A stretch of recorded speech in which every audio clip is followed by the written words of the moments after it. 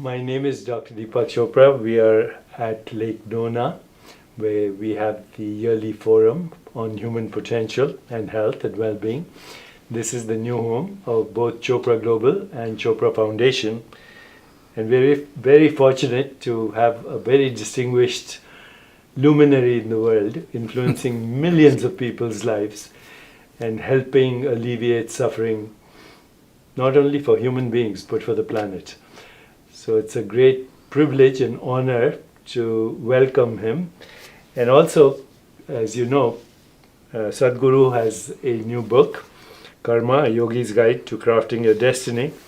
I can only read the chapter headings for you to see the wealth of information that you might glean from here. So part one is about what is karma, the eternal enigma, about choice, volition, karma as memory, the great karmic warehouse that we all have behind our personal karma, how did it all begin, and then Sadhguru goes deeply into karma yoga and the physical body, karma yoga and the mental body, karma yoga and the energy body, and then the third part is about karmic conversations. There are lots of very interesting, what we might call sadhana exercises, and Sadhguru uses the great ancient technique of sutras, which are encapsulated sentences, ideas. The word sutra is related to the English word suture. Suture, sutra, stitch. So sutras are stitches in consciousness. They're part of the great tradition, wisdom traditions of the East, particularly in the non-dual traditions of India. Sadhguru's created his own sutras. So with one little sutra, you can get a glimpse into the multi-dimensionality of wisdom contained in one or two sutras. So before we carry our big conversation, Sadhguru, I'm so honored, so privileged, so privileged. What is, this book is very revolutionary because people talk about good karma, bad karma points, all of that. But what you're saying is karma is the ultimate validation of freedom and choice, and that each of us inhabits a universe of our own creation. Tell us a little bit what people can glean from this so they don't depend on God or something outside themselves. Namaskaram, Deepak, and it's fantastic to be here in this visionary space where in many ways probably many more spaces need to come up like this in the world. Many ways this is the future of the world, where there's a conglomeration not just of money and power, but conglomeration of ideas and research and possibilities. So it's wonderful to be here. Coming to karma, you were talking about sutra. Well, as you know, Yoga Sutras and various other sutras, the word sutra literally means a thread, which is related to stitch and suture, of course. So when you give a thread, like you can wear a garland, nobody wears a garland for its thread, but without a thread, there is no garland. Once you have the thread, you can add flowers to it, you can add mud beads to it, you can add pearls to it, you can add diamonds to it. It depends on your experience of life. So, but the sutra cannot change because without the thread, there is no mala or there is no garland. So, this is… it is a multi-layered book in such a way that each person, when they read it, it will relate to them as it's relevant to them. But as they evolve in their life, if they read it today and read it after 5 years, it'll be a different book. If they read it after 20 years, it'll be a completely different book. So we took a certain amount of… normally most of the 120 and odd books that have been published, largely there's what I have spoken in variety of situations. Somebody puts it together and publishes a book. This is among the first few books. The first one was in engineering and this one, and there's a book on death which we released only in India. These are three books where I actually sat down and worked on it. Otherwise, they're just compilations of talks. So in that sense, I wanted to create a multi-layered book so that it'll be relevant through your life. You can read it many times. Every time you read it, it'll be like a new book. Because first time you might have just had tiny little weed flowers, next time you may have roses, next time you have… it's your own experience of life. So having said that, well, the karma as a fundamental principle of life, people are thinking it's a concept. It is not a concept. See, who we are is a product of the memory that we carry in our body. Now, this is a human body. Why? There is evolutionary memory to say this is human body. This is my body. Why? Because there is genetic memory to say this is this kind of body. Like this, there are many layers of memory. We usually in yoga, we identify 8 significant forms of memory. It's all this amalgamation of this complex web of memory which makes you who you are, which makes me who I am, which makes everybody who they are. So, memory is a great possibility. Without it, we wouldn't be nothing. The richness of our life is only because of the vividness and vastness of memory that we carry in our lives. At the same time, memory is also a boundary. If you are in my memory, I say, oh, this is my friend. If you are not in my memory, I say, oh, this is a stranger, okay? So memory is a great possibility. At the same time, memory is also a boundary that you set. So this memory bank which is in complex varieties, which all of it may not be something that you can pull out and articulate or remember, but it is playing a role in the very way you sit, the very way you stand, your genetic memory is playing its role. If you see somebody walking half a mile away, if you know the person, just the way they're moving their hand, out of the 7 billion people, you can recognize, this is my friend, all right? Because there is a unique way his body moves, because of the kind of amalgamation of memory that he has within himself, he or she has.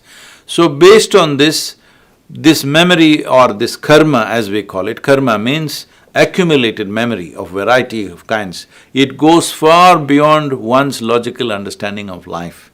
But at least from the point of our understanding, from the moment you are born to this moment, everything that you have done in terms of action, thought, emotion and energetic fluctuations, all of that is remembered within this. All that is determining the characteristic of who you are. Now this memory, if it works like a platform or a stage for you to stand upon and do your dance of the day, it's fine. But for most people, because there is not enough surface tension on their karmic body, now when they put their foot there, it sinks in. So past lives now. People are suffering what happened 10 years ago. And because this happens, this memory projects itself as imagination and they're able to suffer what may happen day after tomorrow already. So this human suffering is essentially a consequence of your inability to handle your memory. Your inability to handle your memory also means it's your inability to handle your basic faculties of vivid memory and fantastic imagination. Once you don't have these two things, once you start suffering this, you will start reducing it in some way. Knowingly or unknowingly, you start pushing it down. If these two things go away, you're not even human.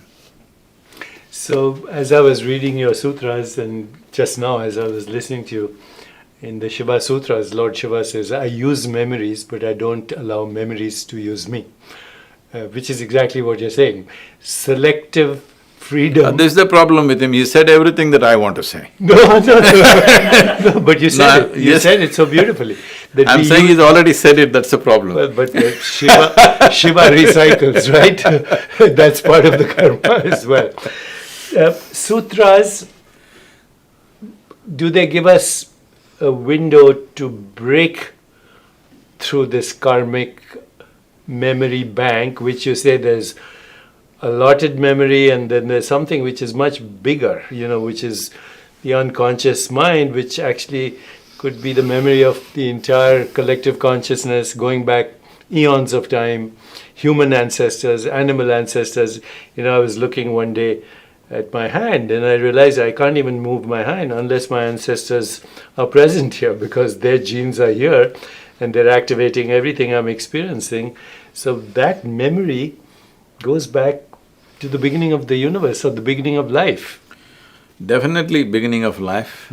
Well, the atoms and molecules came from stars. There is elemental memory, but I'm not generally talking about it because today's world will think I'm crazy. It doesn't matter. I'm leaving elemental memory, I'm starting with evolutionary memory. But there is elemental memory.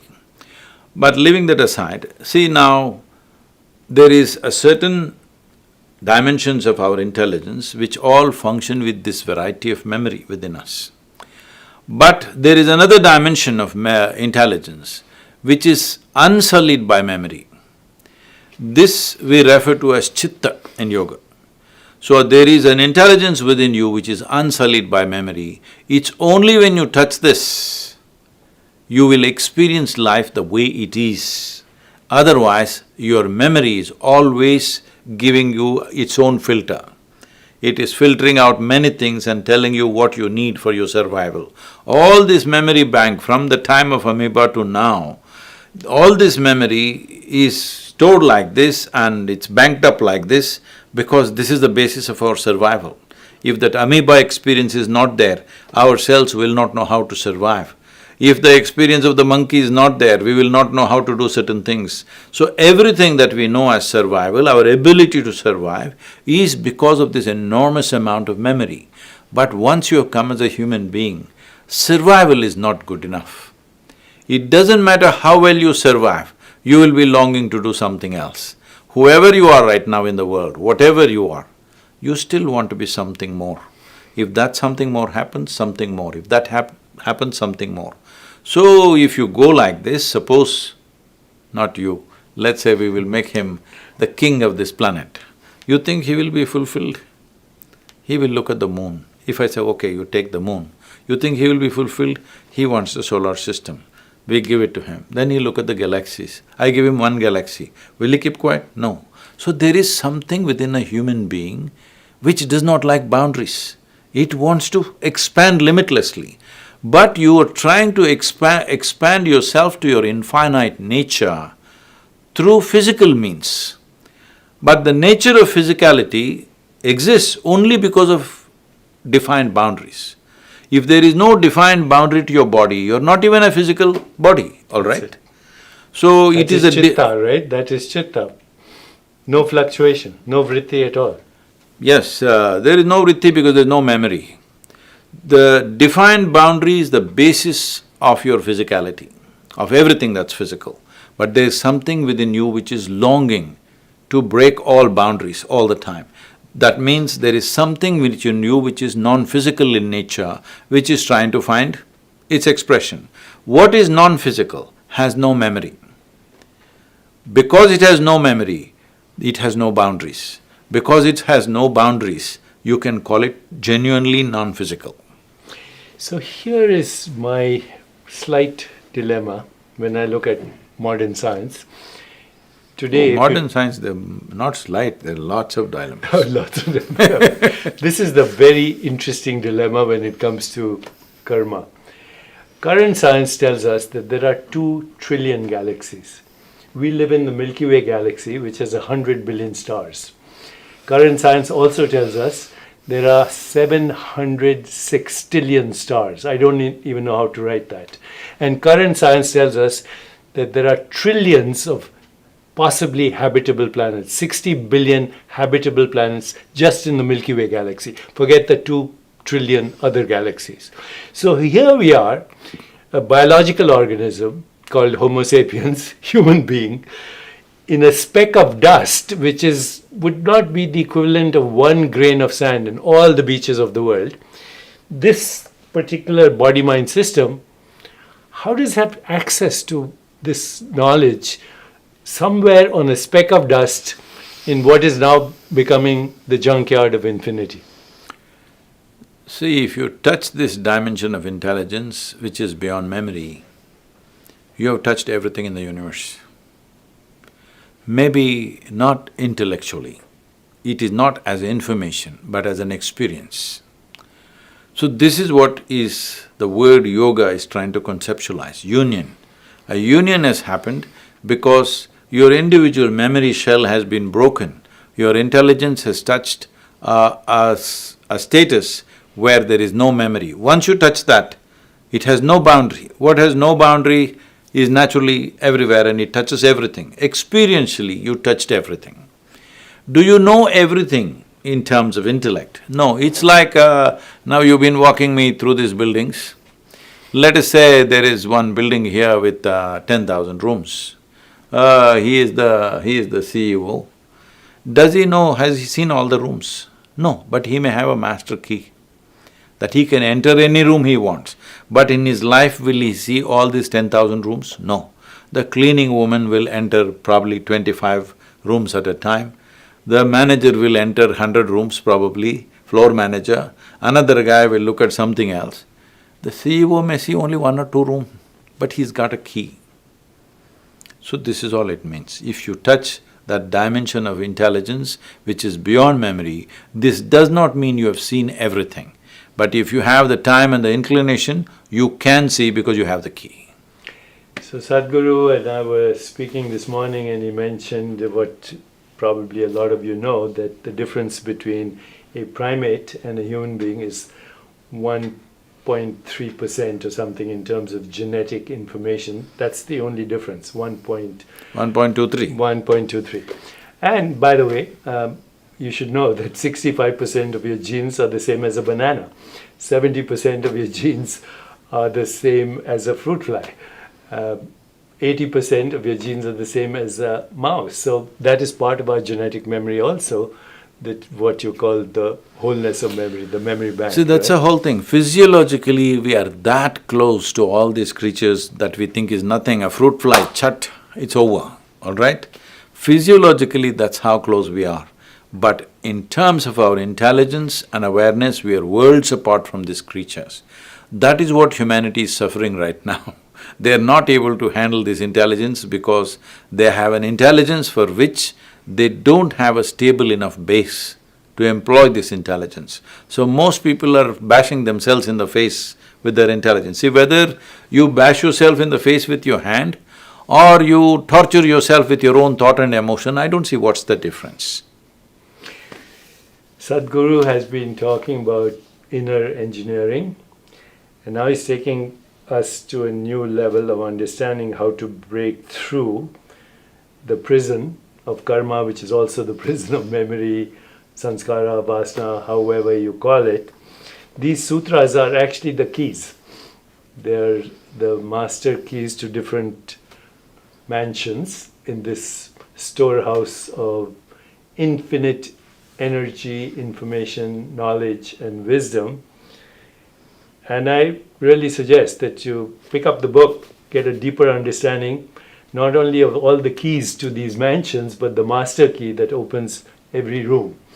You know, I'm going to take the liberty of quoting another religion, Jesus Christ. He says, "In my Father's house, there are many mansions." And this is exactly what you were saying. There are so many mansions, and the sutras are the key. So don't miss this opportunity to get the key to freedom.